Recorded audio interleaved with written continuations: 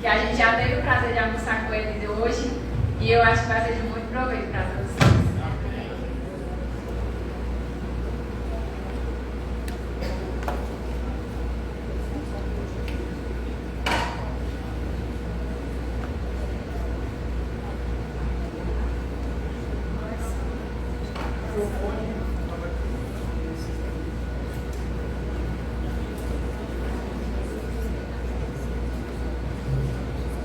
A graça e a paz do Senhor Jesus Cristo.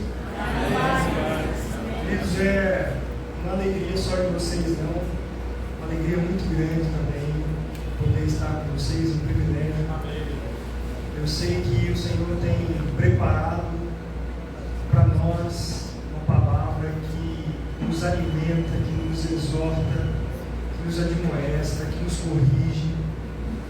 E é quando esperamos no Senhor, quando clamamos a Ele por graça e misericórdia nos ouve e nos derrama a sua palavra sobre nossos corações.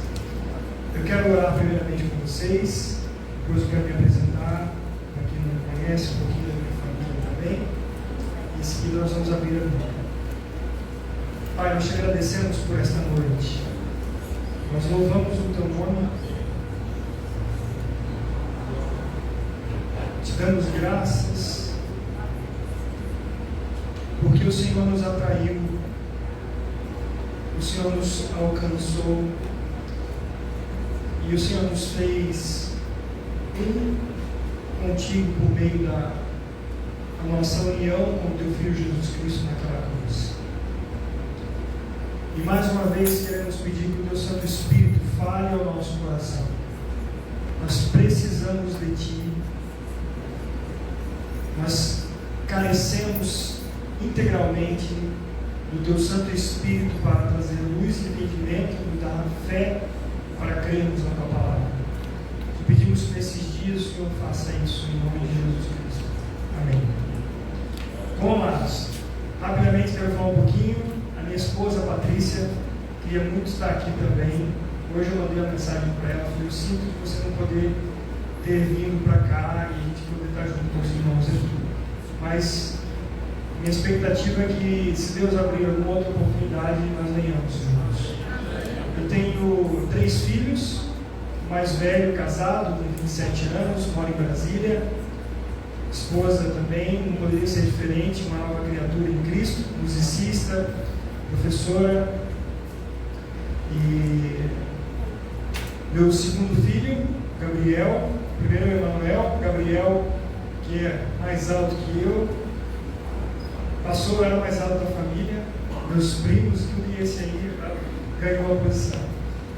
Ele também está em Londrina, um filho de Deus, serve na nossa comunidade, na área da comunicação, e também está aí com um tempo já preparando-se para o casamento, ele e a minha futura nora.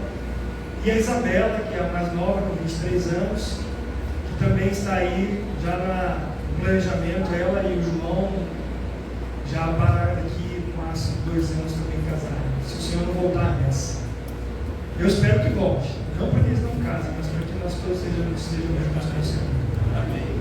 E trago também um abraço dos irmãos, de todo o Ministério Pastoral, o pastor Glênio, o pastor Maurício Torres. Somos em 3 atualmente. Temos aí também uma equipe de pregadores. Nos reunimos toda terça-feira às 6h30 da manhã para orarmos, para conversarmos sobre as pregações do sábado e do domingo. Então, o que vocês ouvem lá, que ouvirão agora no domingo que vem, na terça-feira é a hora da verdade, né? Onde cada um lá com a graça e a misericórdia do Senhor, também é avaliado naquilo que está pregando. E tem sido uma bênção essa escola que o Senhor nos colocou. Tem sido realmente um aprendizado muito grande ter outros irmãos caminhando juntos nesse ministério. E pela graça e misericórdia, estou aqui hoje dizer para os irmãos que é de fato pela graça e misericórdia do Senhor. E amanhã eu conto para vocês o que estava impedindo que eu viesse para cá. E o Senhor mudou essa realidade. Eu vou acionar aqui o meu cronômetro para que eu não passe por um longo tempo.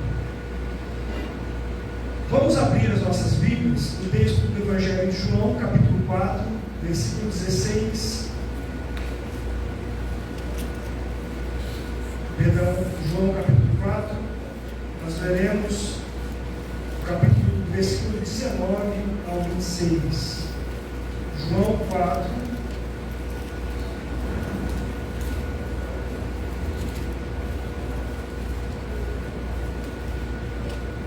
eu falei João 4, o versículo 19.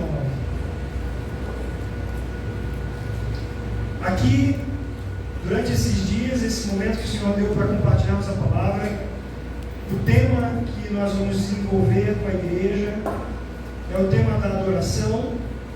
E hoje, pela graça do Senhor, eu quero falar sobre quem são os verdadeiros adoradores de Deus. Amanhã à noite eu falarei aqui sobre o tabernáculo de Moisés e o tabernáculo de Davi e a adoração do povo de Deus.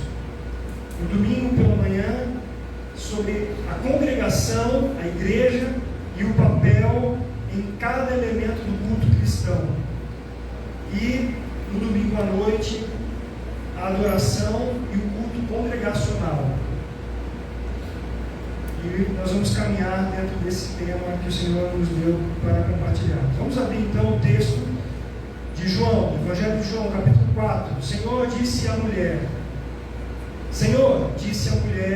vejo que tu és profeta. Nossos pais adoravam neste monte. Vós, entretanto, dizeis que em Jerusalém é um lugar onde se deve adorar. Disse-lhe Jesus, mulher, podes crer-me que a hora vem, quando nem neste monte, nem em Jerusalém adorareis o Pai. Vós adorais o que não conheceis.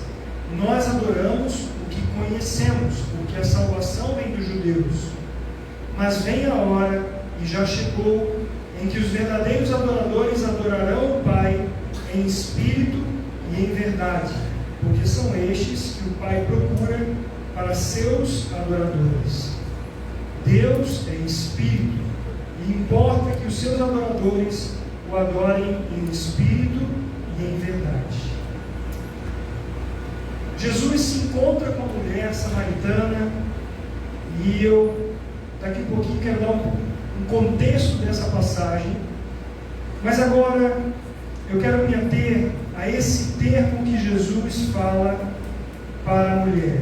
Ele diz a ela que Deus é espírito e importa que os seus adoradores o adorem em espírito e em verdade. Nós já ouvimos aqui hoje que a adoração ela não se restringe ao canto, à música. E esse é um dos trechos que nós vamos explorar um pouco mais durante essa caminhada nossa. Mas eu quero perguntar para vocês, qual é o problema que todo ser humano enfrenta em relação à adoração? Qual é o problema que nós carregamos desde o nosso nascimento? Qual é o problema que a origem do ser humano, logo lá no Jardim do Éden, detonou, deteriorou a natureza humana, e esse é o problema que acompanha a nossa vida. A Bíblia nos diz, você pode ir lá para o capítulo 2 de Gênesis, capítulo 2, versículo 7, a Bíblia fala que o Senhor, Ele soprou no homem o Espírito, e a Bíblia fala que Deus formou o ser humano do pó da terra e soprou nas narinas o fôlego de vida, e o homem passou a ser o quê? Alma vivente. Nós vemos que Deus, com o seu poder, dá vida ao ser humano. Ele diz de toda a sua criação que é boa. A cada dia Ele fala dessa criação, e quando Ele cria o homem, Ele vê a obra das suas mãos, e Ele fala aqui, depois da criação dos dois, Ele fala, eis que tudo é muito bom. Deus sopra, e Deus dá o fôlego de vida, e esse ser humano passa alma vivente. Ele começa a ter algo que nós vemos na Bíblia como o Espírito. Nós cremos que o ser humano, ele é espírito, alma e corpo. Se chama na teologia de tricotomia. Alguns creem na dicotomia do ser humano, que ele é alma e que isso que é a alma dele é uma fusão de espírito e alma, e aí depois vem a outra parte que é o corpo. Mas a Bíblia nos dá a entender que, assim como Paulo diz assim, que o vosso espírito, alma e corpo sejam conservados íntegros até a volta do Senhor. E nós vemos a Trindade, Deus Pai, Deus Filho e Deus Espírito Santo. Então, embora tenhamos teólogos que creiam na dicotomia, outros na tricotomia, nós vemos essa base bíblica que nos dá a entender de fato que o homem é feito por Deus. Ele dá o fôlego de vida, o sopro do Senhor.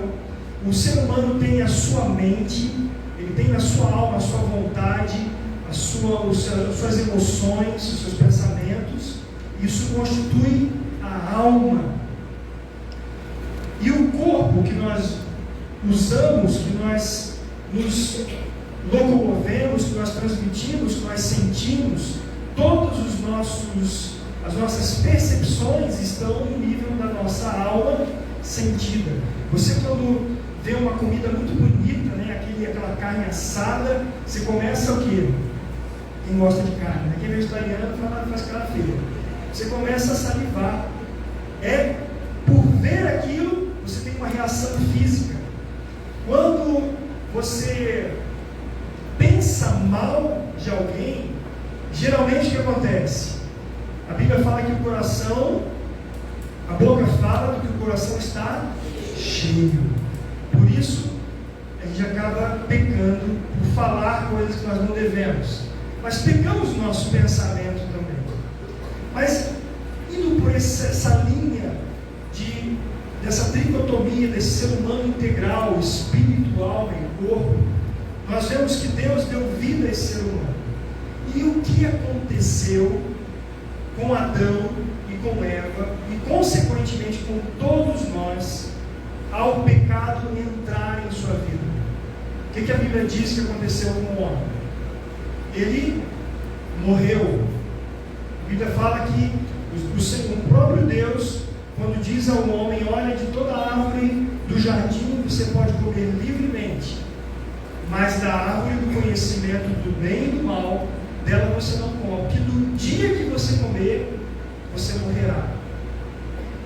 E uma das coisas que eu penso que quando Eva, no seu coração, ela desobedeceu a Deus, antes mesmo de pegar o fruto e comer, o seu coração já tinha caído em corrupção. Então ela pode, ao pegar aquela fruta, nós não sabemos qual é. O pastor Glenn tem um livro chamado Escorregando na Casca da Banana, né? Mostrando um paralelo que o homem ele escorregou nessa casca da banana e ele pecou. Mas nós não sabemos. Mas o fato é que ali o ser humano, e a Bíblia fala que quando o pecado entrou por um homem, o pecado passou a todos, por isso todos pecaram. E onde que ele morreu? Onde o ser humano morreu? Se ele comeu e continuou vivo, e o pensamento talvez deles tenha sido assim: eu acho que Deus amou a gente, nós não morremos nada. E de fato, na hora, ele não morreu fisicamente. O que morreu no ser humano? Morreu o seu espírito para Deus. Ali foi quebrada a relação de intimidade. E Deus, sendo soberano e já conhecendo o coração do homem, e nos decretos eternos de Deus, o pecado já estava em conta. Deus não foi pego de surpresa, como diz uma gíria, Deus não foi pego de calça curta. Deus já sabia. Os decretos eternos de Deus, tudo estava no seu devido lugar. E ele pergunta assim: onde estás? Onde estás? Nossa natureza é a natureza de fugir de Deus. Por quê? Porque ele está totalmente nu diante diante de Deus. Deus conhece os pensamentos, Ele discerne o mais íntimo do nosso coração, como agora Deus sabe o que cada um de nós aqui está pensando. Mas o homem que morreu para Deus, ali quando ele desobedece, em Gênesis capítulo 2, 16, ele sofre a consequência do seu pecado. E a morte espiritual, consequência direta do pecado de Adão, passou a todos nós, e posteriormente Adão experimentou a morte física. Bom, se o pecado entrou por um homem, e pelo pecado a morte, e todos nós, ao nascermos, já nascemos mortos para Deus, como nós vamos adorar a Deus em espírito e em verdade? Como você, de fato, adorará a Deus em espírito e em verdade? A morte espiritual trouxe separação. Não há nenhum que busque a Deus, a Bíblia diz. Não há nenhum sequer. Então você vê hoje no nosso país muitos homens e mulheres se levantando e dizendo que buscam a Deus. Tem uma música que acho que vocês já devem conhecer: eu te busco, te procuro, ó Deus, no silêncio tu estás.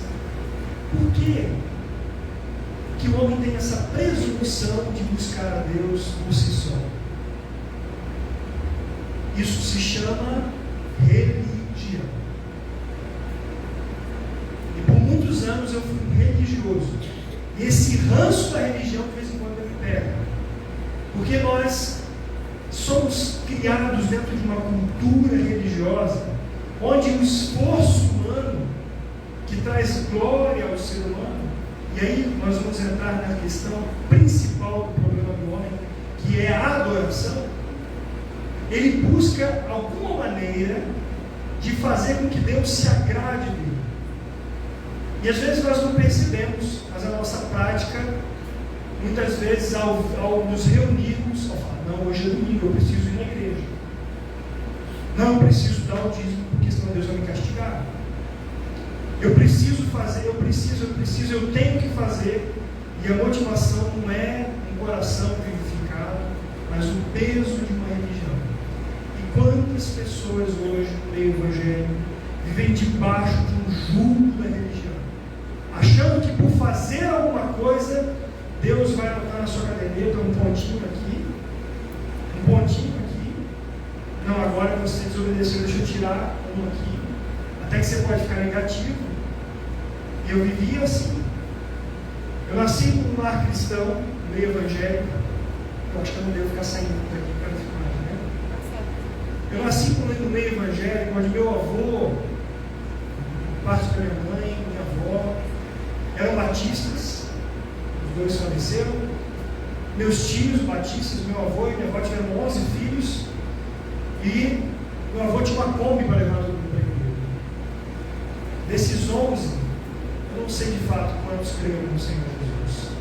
Eu tenho alguns tios ainda, vivos, não sei quantos deles de fato creram no Senhor. E era um peso de uma religiosidade muito grande, porque viviam e para tentar ficar positivo com Deus nessa conta. Da parte do meu pai, meu avô ia uma vez à igreja por ano, só no ano novo, no culto de passagem de ano. Minha avó, fervorosa, foi a primeira que me levou para os chamados pontos de pregação. A primeira Bíblia eu ganhei da minha avó, mas a minha avó era muito, mas muito religiosa. E meu avô não gostava de ir à igreja, porque ele via uma incoerência entre uma fala evangélica e uma atitude que contrariava a verdade do evangelho. Então nós vemos que estrago que faz uma religiosidade, de tal maneira que há pessoas que estão crentes que vão para o céu, estão no meio da igreja, mas não nasceram de novo ainda. Não tem uma vida no espírito, tem uma vida na alma que governa a sua vida. Eu vou falar em algum momento sobre a vivificação do Espírito, sobre a vivificação na alma e a glorificação do corpo. Mas por agora, quero levar os irmãos ao texto de Romanos, capítulo 5, versículo 12. Romanos, capítulo 5, versículo 12.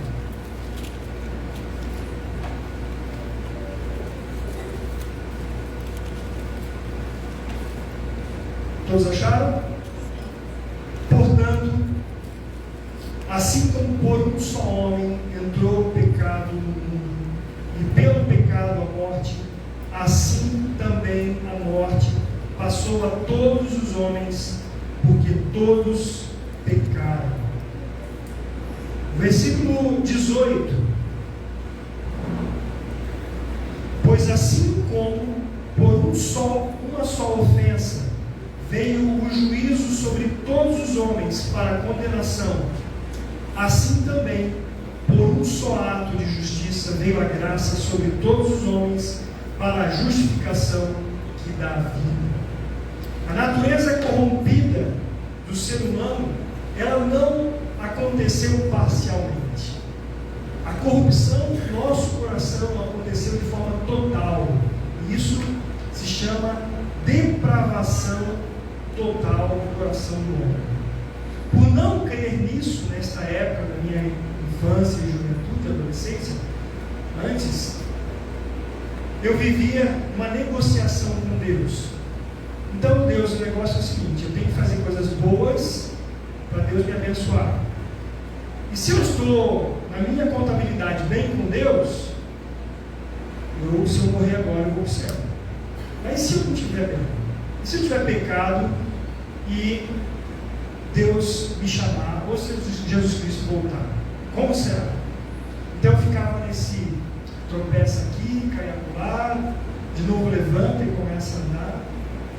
E essa vida de altos e baixos diante de Deus. Mas eu não sabia que o meu coração era corrompido por completo. Aos 12 anos eu fui chamado pelo líder da mocidade, como chamava naquela época, lá no Rio de Janeiro, para pregar no domingo à noite. Por que esse irmão que era líder dos jovens me chamou? Porque ele viu em mim uma atitude muito religiosa, que transparecia ou parecia que havia um novo coração, mas eu era bonitinho por fora e podre por dentro. Falava bonito, procurava obedecer aos mais velhos, obedecer aos meus pais. Meu pai um dia falou assim: Eric, nunca faça com uma menina o que você não quer que faça com suas irmãs. Eu tenho 2 irmãs. E esse foi o peso da lei, que foi até certo ponto bênção na minha vida, que eu não estrupiei com a minha vida e nem com a vida de outra moça. E até certo ponto eu me gloriava da minha religiosidade, mas o meu coração, quando eu deitava a cabeça no travesseiro, eu sabia bem como era e o que se passava no meu coração. Não pecava exteriormente, mas o coração estava borbulhando. E o que acontecia é que nada da igreja, nada exterior mudava essa realidade. Eu estava morto para Deus, embora tivesse um pouco de temor de Deus, mas não tinha a vida no Espírito. Como eu adoraria a Deus de fato e de verdade sem a vida do Espírito? A Bíblia fala que todos os seres humanos nascem com uma natureza corrompida herdada de Adão. E essa condição então é chamada de depravação total. Não há nem 1%, nem meio por cento, nem 0,01% que se salve. Mas você está dizendo, Eric, que por mais que uma pessoa seja dizimista, por mais que ela vá todo domingo, por mais que ela seja uma pessoa que aquela pessoa que alguém diz assim, só falta ser crente. Você já passou por isso? Aquela pessoa que tem uma educação, uma pessoa com uma boa índole, uma pessoa que é respeitada, e a gente vira e fala assim, essa pessoa só faltava vir para a igreja. Porque ela faz tudo certinho, mas com tudo certinho que ela faz, sem nascer de novo, vai para o inferno. Não sou eu que digo, é a Bíblia que diz isso. Por isso nós somos chamados por Deus a avaliar a nossa vida. Quando o apóstolo Paulo fala sobre a ceia do Senhor, ele fala assim: cada um avalie a si mesmo. E ele não fala para que você sonde o seu coração e faça assim: bom, Senhor, realmente eu estou com um pecado aqui, eu estou odiando meu irmão ali, e eu não vou tomar ceia. A Bíblia não fala para fazermos isso. Você por acaso tem como despecar? Você cometeu um pecado, você tem como dizer assim: agora eu vou despecar, eu vou tentar voltar atrás. Você tem como fazer isso? Não tem. Então a Bíblia fala assim: cada um sonde a si mesmo, e então coma do pão e beba do cálice. Quer dizer que é só eu falar assim: ah, é, Senhor, eu fiz isso e vou tomar o cálice? Não. A Bíblia fala que é necessário confissão, arrependimento genuíno, porque o arrependimento é diferente do remorso.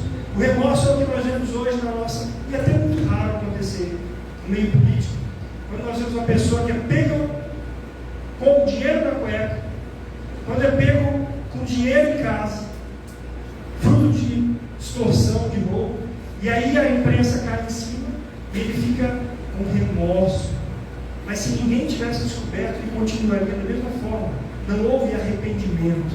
Arrependimento é metanoia, mudança de mente. É que você caminhava numa direção e você se arrepende dessa direção que você caminha e você vai para outro lado. Por causa de Cristo, por causa do amor a Ele.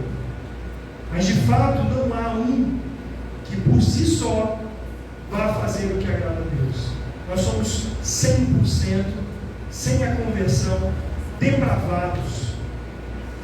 A educação ajuda. A escola ajuda. A filosofia ajuda. A lei ajuda. Mas ela não muda. O conhecimento pode reformar alguém, mas não transforma o ser íntimo. E quando falo do Evangelho para as pessoas, eu falo o seguinte: o seu coração, o meu coração, é como um motor fundido de um carro. Não dá para colocar um outro coração ali do lado, novo. Não dá para colocar um outro motor 0 km no carro. Tem que arrancar um motor e colocar outro. E é necessário, para que haja vida, que a morte seja tirada. Porque do contrário não há escapatória para a gente. A Bíblia diz aí mesmo em Romanos capítulo 3, versículo 10. Você pode voltar alguns capítulos aí mesmo na sua Bíblia e ir ao versículo 10, onde a Bíblia diz que não há um justo sequer, nenhum. Não há quem entenda, não há quem busque a Deus, e todos se extraviaram, a uma se fizeram inúteis. Não há quem faça o bem, não há nenhum sequer. E é interessante, né? Que se eu me chamo de inútil, você é inútil, né? Você não serve para ser o cocô, o cavalo do bandido, né? Você não presta. Aí eu falo isso para mim, tá tudo bem. Mas vai alguém dizer para mim isso? É que você é um inútil. Pô, você está me ofendendo. E por que é assim? Por que nós temos esse ranço? Com a graça de Deus, a gente vai abrir a palavra aqui para falar um pouquinho sobre essa questão. Mas a Bíblia fala que o ser humano, ele é depravado totalmente. Você pode não cometer um assassinato. Eu posso não cometer um assassinato, mas a Bíblia diz que aquele que odeia seu irmão é assassino. Eu me gloriava de que eu nunca tinha matado, roubado, eu nunca tinha tido um relacionamento sexual antes do casamento, mas isso tudo só gerava glória em mim. Mas no meu coração eu sabia muito bem que eu era. Se passasse agora uma tela, todos os teus pensamentos, o que você acha? Você ficaria aqui ou sairia correndo? Nós escondemos isso das pessoas. E alguns são muito lisos, muito especialistas em esconder o que está no coração. Mas Deus, pela misericórdia, quando Ele vai resgatar, Ele põe tudo isso à tona. A minha oração, uma noite, foi: Senhor, eu não aguento mais. Por que eu não aguento mais a minha vida? Porque um dia eu orei assim: Senhor, eu não creio no que a Tua palavra diz. Eu quero isso para a minha vida, mas eu não consigo crer que eu sou assim. Mostra quem eu sou. Foi a oração mais perigosa que eu já fiz na minha vida. Deus mostra quem nós somos, para revelar quem Ele é. E quando Ele mostra quem nós somos, sem revelar quem Ele é, nós ficamos deprimidos, totalmente deprimidos. Mas graças a Deus que Ele mostra quem nós somos, e Ele mostra a sua graça nos restaurando. 1 Coríntios capítulo 15, versículo 21 a 22. Abra sua Bíblia. Eu sei que você está cansado de um dia de trabalho. E eu vou dar um berro daqui a pouco para você acordar, porque você estiver dormindo aí, você vai ficar sem a bênção de ouvir a palavra. Então eu não quero que você fique assim. Capítulo 15, versículo 21. Visto, todos acharam? Vamos ler juntos? Visto que a morte veio por um homem, também por um homem veio a ressurreição dos mortos. Porque assim como em Adão todos morrem, assim também todos serão vivificados em Cristo. Aleluia! Porque o Senhor não nos deixou sem salvação. Ele mostra quem nós somos. E talvez aqui haja alguém que ainda não admitiu isso. Talvez ainda tenhamos pessoas que estejam lutando para serem bons religiosos, para serem pessoas boas. Mas você precisa morrer. Mas como é que é esse negócio, velho? Se eu já morri, por que eu preciso morrer? Se eu já morri para Deus em Adão, o que tem que morrer em mim? O que precisa morrer é a natureza perversa, chamada de homem velho, com qual nós nascemos. Porque no momento quando um homem, uma mulher, ele nasce nesse mundo, e ele já herdou o pecado da desobediência, da rebeldia contra Deus, já nasceu sem essa conexão. E o que dirige a nossa vida sem Cristo? O que dirige? Meu desejo moldado, dirigido pela carne, pela minha sexualidade deturpada. Hoje eu vendo um vídeo, eu estava assistindo um vídeo do pastor Granconato e apareceu naquela lista de vídeos no YouTube, uma moça cristã dizendo que ela viveu 15 anos, uma mulher, 15 anos ela viveu dependente, viciada em pornografia, indo à igreja, 15 anos viciada. E eu fui ler os comentários daquele post, daquele vídeo dela, de quantas mulheres estavam louvando a Deus de que alguém abriu a boca para confessar o pecado e elas também puderam confessar diante de Deus. Nós geralmente associamos isso aos homens, mas isso é só uma ponta do que está lá no coração. E por que esse coração que nós temos guia as nossas vidas? Porque a partir do momento que morreu para Deus, o Espírito de Deus passou a não mais agir no ser humano, porque ele estava morto para Deus. É necessário que naquela obra da cruz, quando Cristo Jesus foi levantado da terra na cruz, ele atraísse o meu velho homem, o seu velho homem, para que fosse morto, nós morrêssemos para o pecado, e na sua ressurreição Cristo passasse a ser a nossa vida. Isso Jesus disse para Nicodemos, que é um novo nascimento. Mas eu quero ampliar um pouquinho mais isso para vocês. A Bíblia fala da união com Cristo. Você ouviu falar nesse termo? Da nossa união com Cristo. O que significa a nossa identificação com Cristo? Significa que nós somos inseridos em Cristo. O nosso pecado levou Ele a morrer naquela cruz.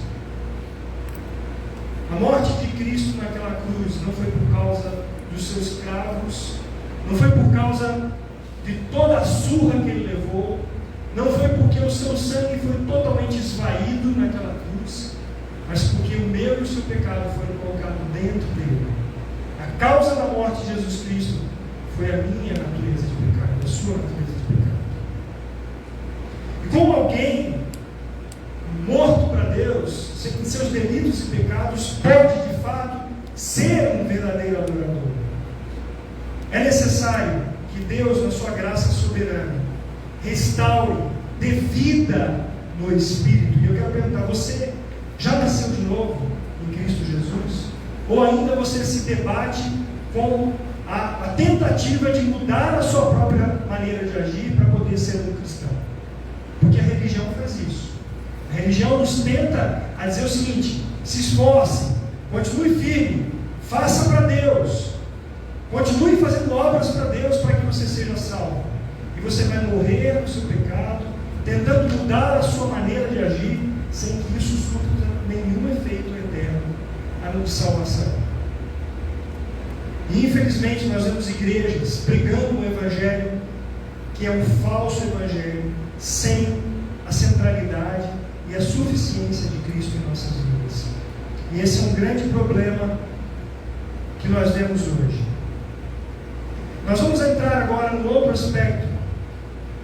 A partir dessa figura de Adão, da sua morte para Deus, da necessidade de vivificação em Cristo, a realidade espiritual que afeta profundamente a nossa condição, ela é superada por algo que a Bíblia fala como graça. O que é graça? O que é graça? Eu passei aqui hoje com o irmão Heber, naquele monumento que tem aqui. Como é que é o nome? Nossa, não entendi. Boulevard do Arco, é isso? E ali, quando passou o carro, eu só vi escrito assim, em latim, graça plena. Eu falei, opa, graça plena. E ele falou assim, não se engane não, meu irmão, que lá em cima tem uma estátua. Nossa Senhora. Tem uma ave. Hã? E tem um ave, né? O ave até tudo bem, né? Mas o que me chamou a atenção, né, irmão Heber, foi que ali estava escrito graça plena. Mas a graça plena é o favor imerecido de Deus para as nossas vidas, por meio unicamente da pessoa e obra de Jesus Cristo. Por isso, guarde um termo importante para as nossas vidas. Se você escuta uma pregação que não tem a suficiência de Cristo, que a centralidade da palavra de Deus, quando aponta para o Senhor Jesus Cristo, você já duvide desta pregação. Porque a suficiência de Jesus Cristo é o que nós precisamos. Nada mais Deus planejou para a nossa vida que esteja fora da pessoa de Cristo. Nada nós temos fora de Jesus Cristo. A Bíblia fala que aquele que está em Cristo é uma nova criatura. Fora de Cristo, imagine um grande guarda-chuva de ferro, está chovendo ácido. Você está debaixo desse guarda-chuva, você está protegido debaixo desse guarda-chuva. Se você sai desse guarda-chuva, você vai ser consumido por esse ácido. Aquele que está em Cristo, ele está guardado eternamente para a salvação. Ele está guardado no Senhor. Mas se você não está em Cristo, você está em risco de morte eterna. Porque não há um outro nome, nem debaixo da terra, nem acima do céu, pelo qual nós devemos ser salvos. Somente o Senhor Jesus Cristo e a sua graça plena. O que eu posso dizer para você é que, como eu me esforcei tanto, e se você ainda se esforça para tentar melhorar a sua maneira de agir, esqueça. O resultado será doloroso e será de morte eterna. Agora, voltando nessa segunda parte da palavra, no texto de João, volte novamente para a sua Bíblia.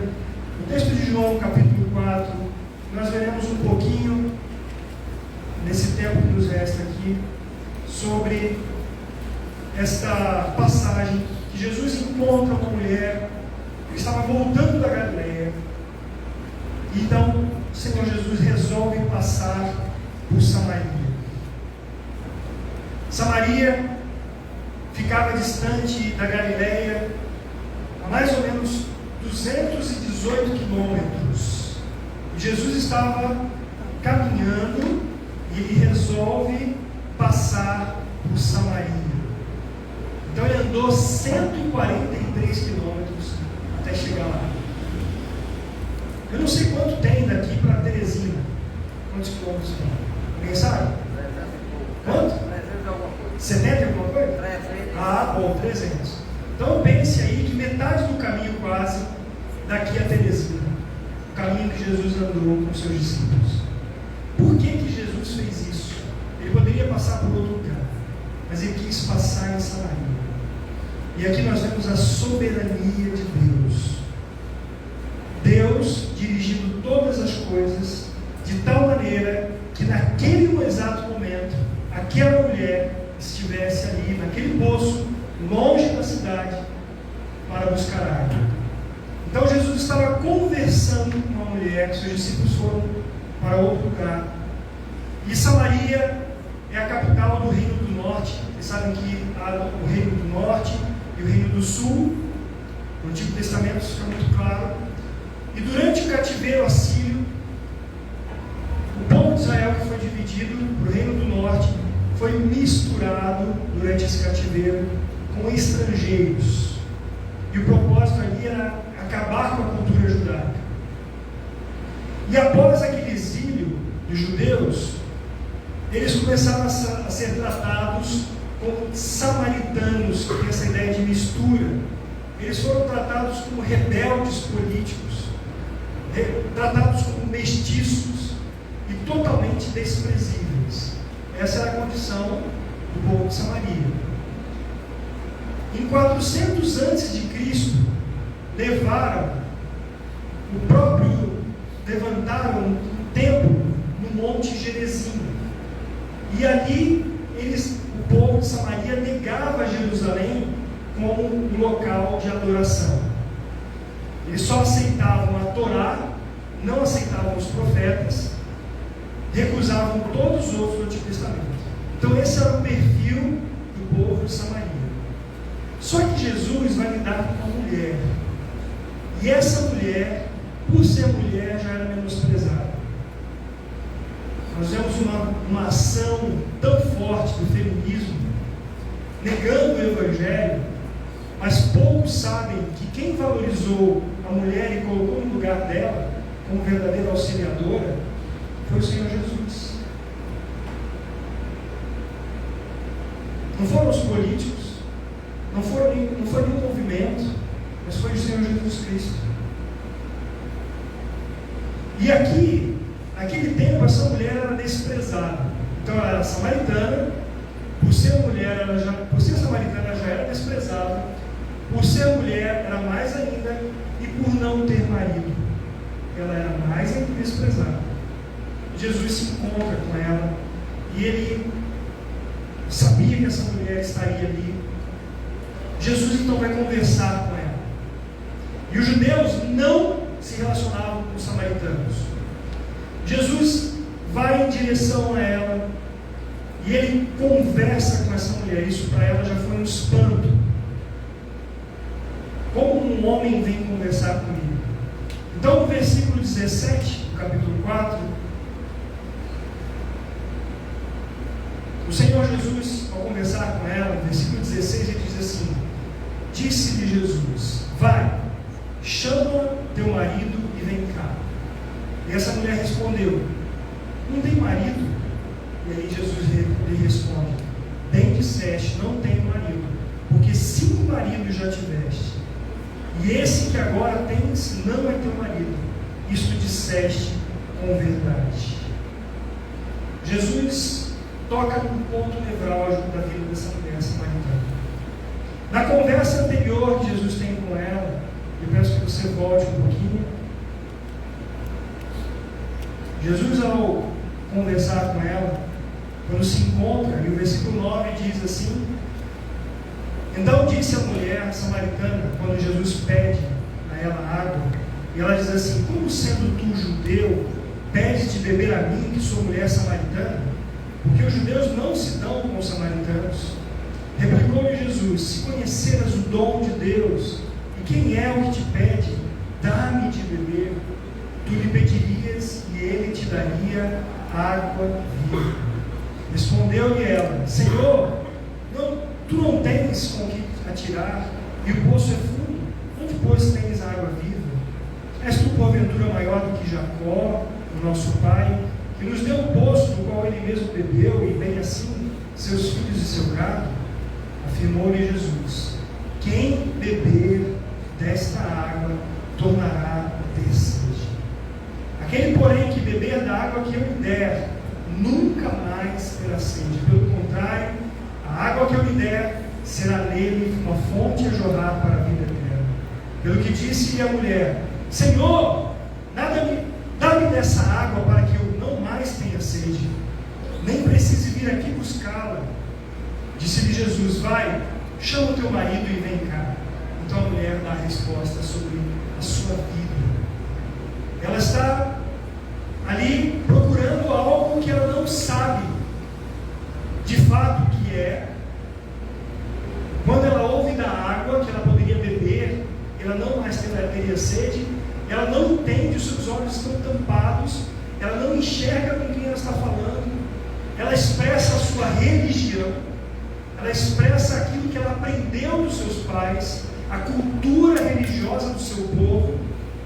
Então ela fala de algo que ela não sabe. Ela diz que aquela água que ela possa beber e não mais precisar voltar ao poço, ela queria.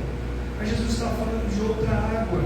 Assim como ele falou para Nicodemos: Nicodemos, você que é mestre em Israel, não sabe do que eu estou falando? Você que conhece a Torá, você que conhece o Pentateuco, você que conhece todos os profetas, você não sabe do que eu estou falando? Que é necessário que você nasça de novo, que o vento sopra para onde quer, não ouve a sua voz, nem sabe para onde ele vai, e assim é todo aquele que é nascido do Espírito. Jesus estava falando com a mulher samaritana um outro assunto que ela não entendia. Eles pensavam que o Monte Gerizim, que é um papel que tem uma figura muito significativa para os samaritanos, que faz parte da história dos samaritanos, fazia parte da religiosidade de Israel, desse povo do norte, que foi citado várias vezes na Bíblia, principalmente nesse contexto de Deuteronômio. Não vou pedir para vocês abrirem lá, nós não temos muito tempo para isso, mas Deuteronômio vai falar sobre os dois montes, o Monte Ebal e o Monte Gerizim. O Monte Ebal, o monte das bênçãos de Deus, e o Monte Gerizim, das maldições. 6 tribos de Israel ficaram em Gerizim: a tribo de Simeão, a tribo de Levi, a tribo de Judá, Issacar, José e Benjamim. E assim proclamar as bênçãos para o povo que receberia a lei de Deus. E o Monte Ebal, por outro lado, seria o lugar da proclamação. Eu falei o contrário, né? O Monte Ebal é o monte das maldições, que seriam proclamadas maldições para aqueles que desobedecessem a palavra de Deus. E essa cerimônia realizada lá em Josué capítulo 8, depois você pode pegar e abrir, simbolizava essa aliança de Deus com o povo de Israel, mostrando as consequências da obediência e as desobediências da vontade de Deus.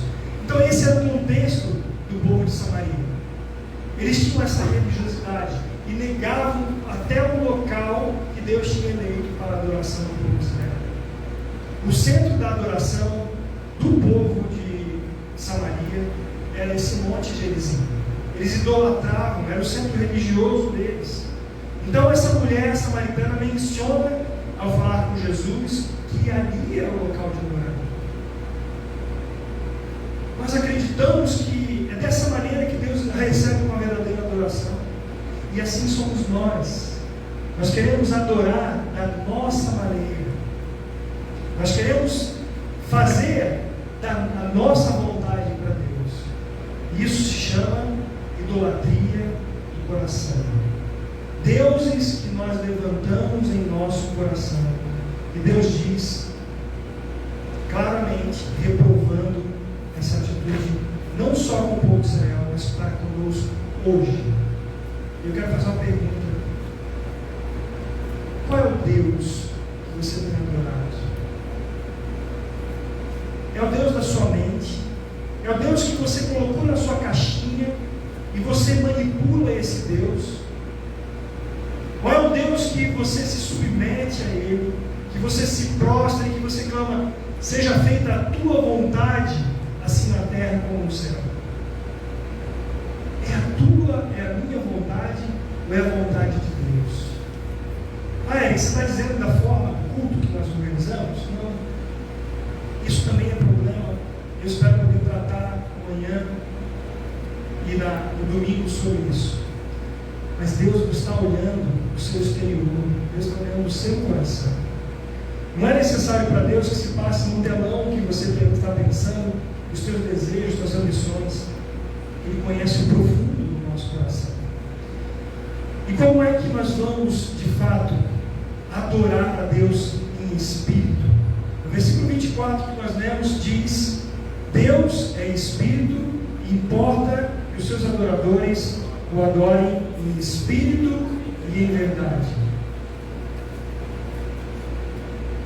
Aqui, Jesus está falando de algo que nós precisamos já de início termos em nossa mente. Jesus não está falando sobre local de adoração. Embora ele fale para a samaritana que a adoração que eles fazem, a concepção de adoração deles está errada, ele também está dizendo que a concepção do judeu que mora em Jerusalém também está errada. Então, se o judeu poderia se gloriar, e o apóstolo Paulo em Romanos vai falar de que nós vamos nos gloriar, de sermos um povo eleito de Deus, de sermos melhores que os gentios. Fala, não, porque a palavra foi dada para vocês, mas vocês rejeitaram a palavra.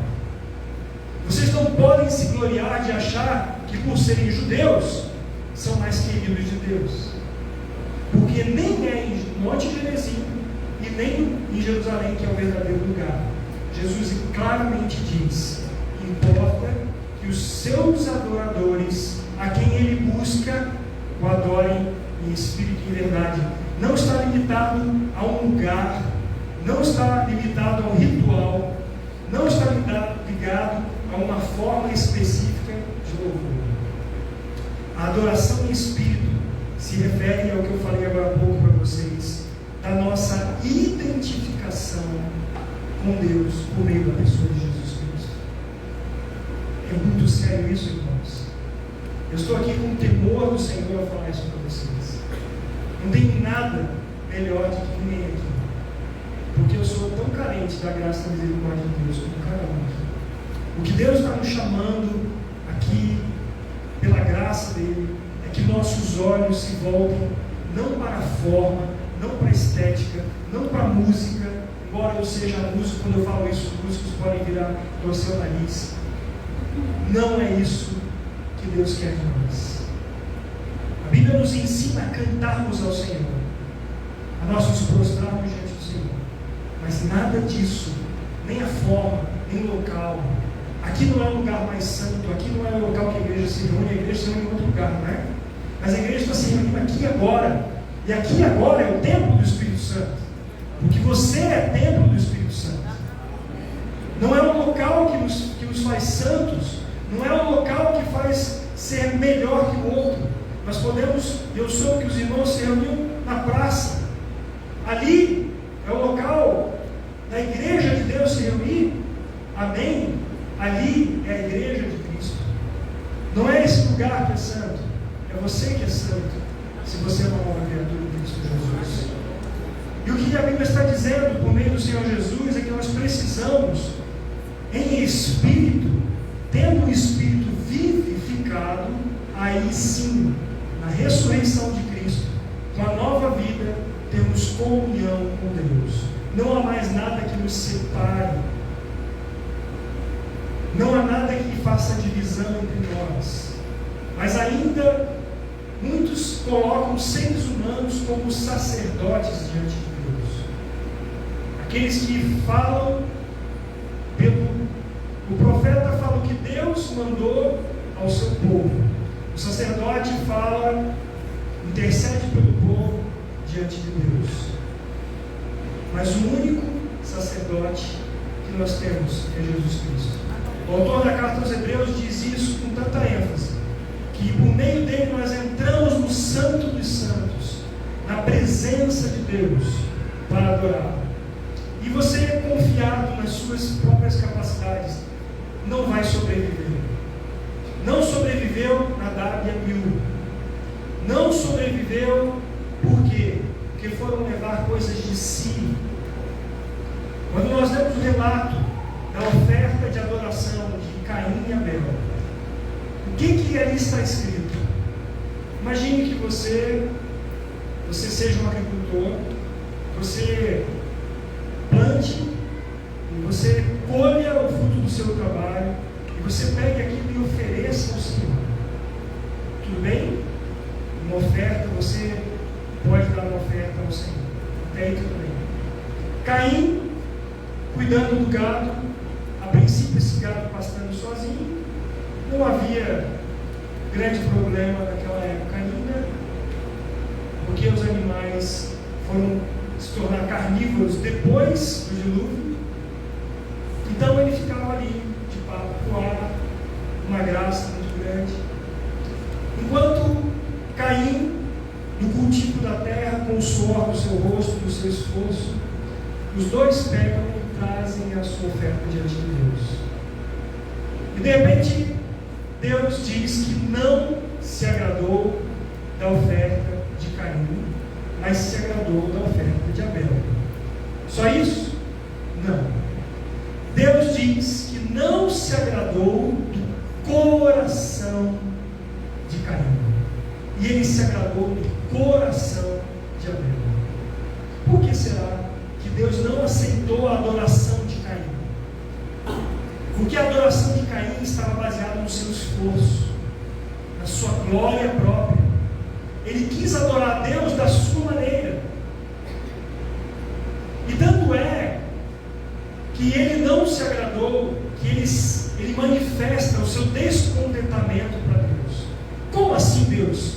Você não vai receber o que eu estou te dando? Eu estou aqui me esforçando tanto para te oferecer uma adoração. Eu faço tantas boas obras e o Senhor não vai aceitar a minha adoração, a maneira com que eu te adoro? Não. Por quê? Por causa disso. Mas disso o quê? Por causa do seu coração. Você não entendeu nada do Evangelho. Você não entendeu nada do sacrifício que eu fiz quando teu pai e a tua mãe pecaram, e aquele cordeiro foi imolado, e do couro da sua roupa, daquele animal, eu fiz vestimentas para ele. E essas vestimentas são a ilustração da graça de Deus. Aquelas folhas que eles pegaram para se cobrir é a expressão do esforço humano, da obra de justiça humana, das obras da carne, da tentativa de alcançar. Eu vou beber um pouquinho d'água. Você pode, por favor? De tentar alcançar o favor de Deus. E Deus derrama o sangue de um cordeiro apontando para o sacrifício na cruz. E Caim não entendeu isso. Enquanto Abel, no derramamento do sangue daquele animal, ele oferece algo que foi graça. Ele recebeu de graça aquele animal. E ele entrega de graça ao Senhor, como forma daquela adoração que foi mostrada no jardim do Éden, quando Deus imolou aquele cordeiro. Você entende, meu irmão, minha irmã, que Deus recebe a adoração que é segundo a sua vontade e não a nossa vontade? É isso que Deus faz. E para isso, muito obrigado.